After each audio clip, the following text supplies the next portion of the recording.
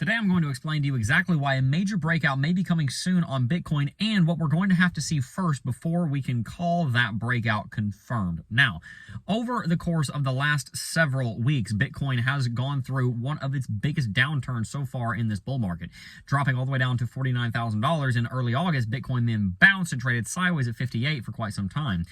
About a week ago, we talked about how Bitcoin needed to break through the 20 daily exponential moving average to be able to put itself on a bullish trajectory, which it did on Friday following Jerome Powell's announcement that rate cuts were coming. Now, 30-second aside here. When the United States Federal Reserve cuts interest rates, that means that the debt that they loan out to this commercial banks is cheaper, which means the commercial banks can loan out debt at a cheaper rate to individuals and companies. And so when a smaller proportion of a company or an individual's budget has to go to interest payments, they have more money to put into things like stimulating the economy through consumption or through hiring more people, therefore stimulating jobs growth. So the fact that the interest rates are going to be coming down this year is a very good sign, and we're almost certainly going to see that happening before the end of the year, potentially as much as a 0.75% rate cut. Now, that caused a rally on Friday, but the rally was not necessarily fully confirmed. We broke above the 20 daily exponential moving average, and we put into play a bullish buy signal, a green buy signal from Lux Algo, but we have yet to see a couple of key indicators. Number one, we have yet to see Bitcoin break above a major downtrend that Bitcoin has found itself under so far in this cycle over the last couple of months. Two, we've also not seen the trend catcher on Lux Algo confirm green yet, which means we do not have the classic golden buy signal on Lux Algo yet to give us confirmation that Bitcoin is heading to the upside.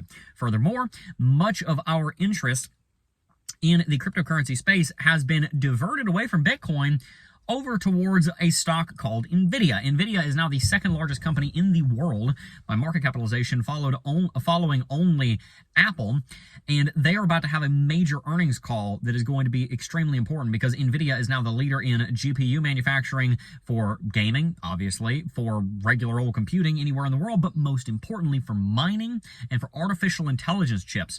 That has caused NVIDIA stock to explode in a meteoric way and has really taken the limelight away from Bitcoin and cryptocurrency. Furthermore, you've also got the presidential election coming up, and the race has gotten very, very hot and polarizing, as it has tended to do for many decades now in the United States. You've got the one camp saying that Kamala Harris is a communist, and you've got the other camp saying that Donald Trump is a convicted felon. And so while both camps may have some merit, both camps are very far apart, which has caused a lot of polarization, which has dragged the rest of us into the conversation, which has led people away from talking about Bitcoin. And so that leads us to our conclusion of where Bitcoin is right now, where it's going, and most importantly, what it needs to do to get there. I firmly believe that Bitcoin is not done with the bull market. There are plenty of reasons to believe that. I think a huge amount of investment is going to be coming into the Bitcoin and the Ethereum ETF as a result of how powerful those two technologies are.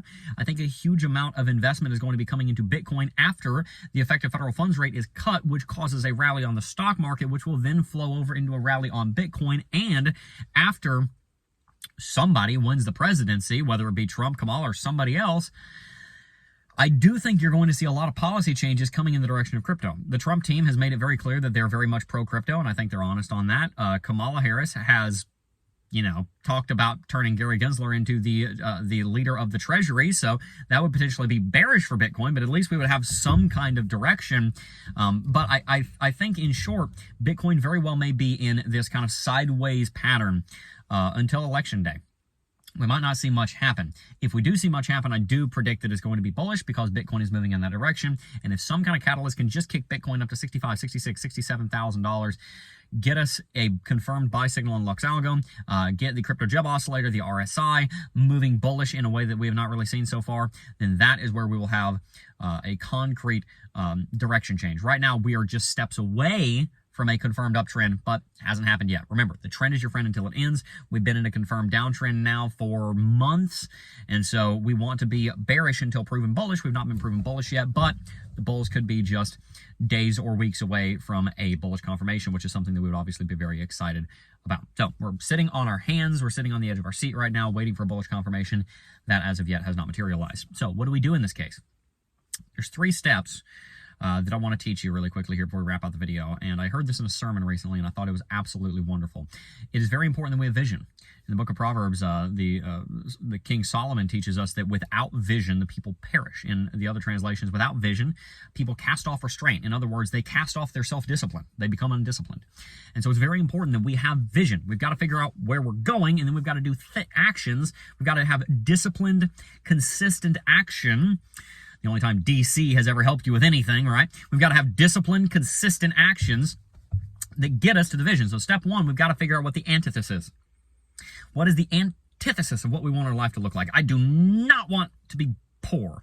I do not want to live in a chaotic home. I do not want to have a terrible, argumentative marriage. I do not want my kids to hate me. Right? That's step one. What do I not want out of life? Because I'm here to tell you that if you're not disciplined, and if you're not consistent, that's where you're going. That's why you were able to come up with those things. Just think about it. Spend 5 minutes.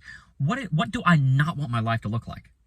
The fact you were able to come up with those ideas means that down deep in your heart, you know, even if not consciously, but heart posture-wise, you know that if you don't do things differently, that's where you're going. Step two, we've got to figure out what the thesis is. What is the actual vision? What would be good? I want to have wealth. I want to have a wonderful, loving, fulfilled marriage. I want to have a home that is peaceful and full of joy and laughter. I want to be worth $3 million by 30, whatever it is, whatever your thesis may be, whatever your good thing is. And that is the vision. You want to get that crystal clear, guys. I tell people this all the time. I've been telling people this for almost a decade. Close your eyes. Go there in your mind. I want to know what color the curtains are, man. I want to know how long the jet is. I want to know how many trips you're going on with your wife every year. I want to know how many kids do you have? What are their names? Like, get specific about the vision. That's step two. Step three, how do you go from one to the other? How do you change course from going this direction to the antithesis, to the thesis, the good? How do you get there? And one of the disciplines that you can apply consistently, remember, D.C. never helped you. Washington, D.C., District of Columbia never helped you with anything, but this kind of D.C., discipline and consistency will. Something you can do with discipline and with consistency is you can make investments. You can invest. You can put money into the Bitcoin and cryptocurrency market consistently. You don't just have to be a trader. You should start as an investor even if you are a trader.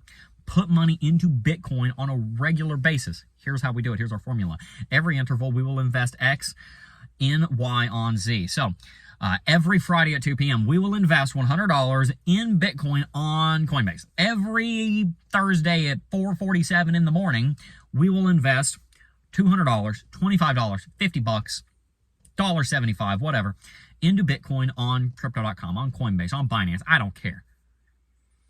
That is the kind of disciplined consistency that will help you not go on this path towards chaos, but instead go on this path towards financial sovereignty and the good life. So in short, restate the thesis here. Bitcoin is just steps away from confirming a new uptrend, but we need to see more first.